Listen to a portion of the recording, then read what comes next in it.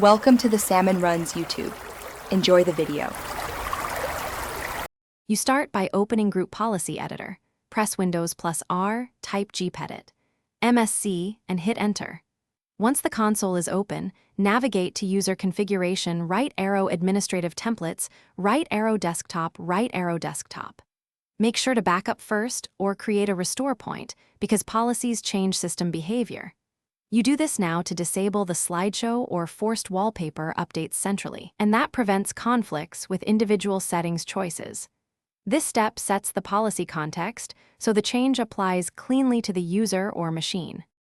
Once in the Desktop Policy folder, find either Prevent Changing Desktop Background or Desktop Wallpaper depending on your goal. You enable the prevention policy to stop users switching wallpapers, or enable desktop wallpaper and enter a full UNC or local path to enforce a single image. After adjusting, click Apply, then OK, this commits the policy. Make sure to set whether the policy targets user configuration or computer configuration, because that determines who is affected and how Group Policy Refresh behaves. You finish by forcing the policy to apply.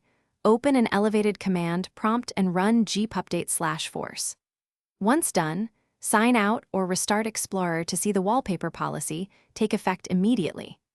If the wallpaper still changes, make sure there are no conflicting settings in Settings right arrow Personalization or Local Registry overrides under HKCU/Control Panel/Desktop. Correct user versus machine policy scope if needed.